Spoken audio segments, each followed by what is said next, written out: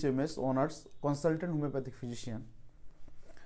আজ আপনাদেরকে অ্যালার্জিক রাইনাইটিসের একটি খুব ইমপ্রুভড এবং ফলো আপ কেস এবং তার সঙ্গে আরও বেশ কিছু কমপ্লেন কীরকমভাবে মাত্র কয়েকবারের মেডিসিনে কতটা ইমপ্রুভ করেছে সেটার লাইভ কেস আপনাদেরকে দেখাবো।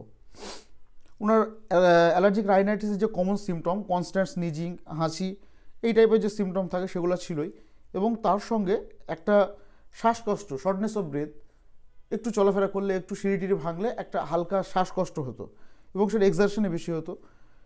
মাথা একটা সবসময় একটা গরম ভাব ছিল, হিট অন দ্য ভার্টেক্স, এবং নশিয়া, একটা বমি ভাব, এই টাইপের বেশ কিছু কমপ্লেন। পায়খানা পরিষ্কার হচ্ছিল না, ওই কমপ্লেনটা হতে এখনও একটু আছে। এরকম টাইপের বেশ কিছু কমপ্লেন নিয়ে উনি এসেছিলেন।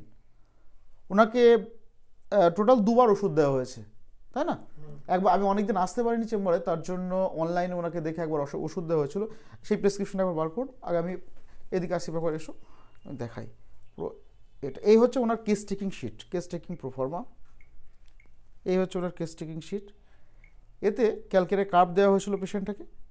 ডেট হচ্ছে 23/11/23, 2023 নভেম্বরে দেওয়া হয়েছিল, ক্যালকেরে কার্ভ দেওয়া হয়েছিল। এবং ওনার যে সেকেন্ড প্রেসক্রিপশন, সেই ফার্স্ট প্রেসক্রিপশনে নিয়ে আসেননি, এটা কেস টেকিং শিট, তাকে ক্যালকেরে কার্ভ 0/1 দেওয়া হয়েছিল। আর সেকেন্ড প্রেসক্রিপশন যেটা, এটা আমি অনলাইনে ফোনে আছে, এটাকে দেখাচ্ছি, তারপরে পেশেন্টের কাছ থেকে পুরো ব্যাপারটা শোনাচ্ছি। নিচে নিচে তাই না? নিচ থেকে, হ্যাঁ একটু বাড়ান লাইটটা। ওকে, থ্যাংক ইউ। এই যে যদি দেখেন, এটা সোর throat, allergic rhinitis and tumour on the left chest. এখানে একটা আমি দেখাবো ওই সমস্ত কমপ্লেনগুলো। এবং আনরিফ্রেশিং স্লিপ, যে ঘুমটা ঠিকঠাক হচ্ছিল না একদম। এবং ওনাকে হিপারসালভ 200 দেওয়া হয়েছিল, হিপারসালভ 200 7টা ডোজ দেওয়া হয়েছিল। এরপরে পেশেন্ট কতটা ইমপ্রুভ করেছে বা কেমন আছে সেটা আমি পেশেন্টের কাছ থেকে শুনবো। তো ওইদিকে এখন আপনি বলেন কেমন আছেন বা কী কী কষ্ট আগে ছিল। আলহামদুলিল্লাহ, আমি আগের থেকে অনেক ভালো আছি। যেমন হাঁচি হওয়া সেটা এখন বন্ধ, প্লাস তারপরে মাথায় যে একটা যন্ত্রণা ভাব সেটা এখনও আছে আপাতত, কিন্তু যে শ্বাসকষ্ট যে ব্যাপারটা ছিল সেটা অনেকটা কম, বা শরীরে যে একটা এনার্জি পেয়েছিলাম না সেটা আপাতত এখন পাচ্ছি। তারপরে আর একটা বিষয়, সেটা যে পায়খানাটা এখনও ক্লিয়ার হয়নি, তবে হবে আশা করি। তো অনেক না, পায়খানাটা একদমই বেটার মনে হচ্ছে না, পায়খানাটা আগের মতনই আছে।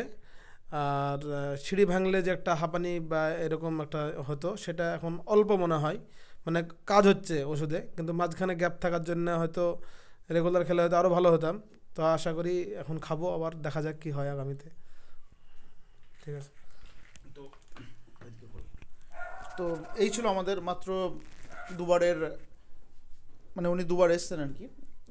এত অল্প দিনে অ্যালার্জিক রাইনাইটিসের মতো, যেটা অ্যালোপ্যাথিক সিস্টেম অফ মেডিসিনে পুরো লাইফ টাইম মেডিসিন খেয়ে যেতে হয়, কিন্তু কনস্টিটিউশনাল মেডিসিনে এরকম ম্যাসিভ ইমপ্রুভমেন্ট কিন্তু হচ্ছে। তো আশা করব আরও খুব তাড়াতাড়ি ওনাকে ঠিকঠাক মেডিসিন দিয়ে খুব দ্রুত সুস্থ করার। সাধারণ মানুষকে এটি শেয়ার করার জন্য আপনাকে অসংখ্য ধন্যবাদ। Thank you.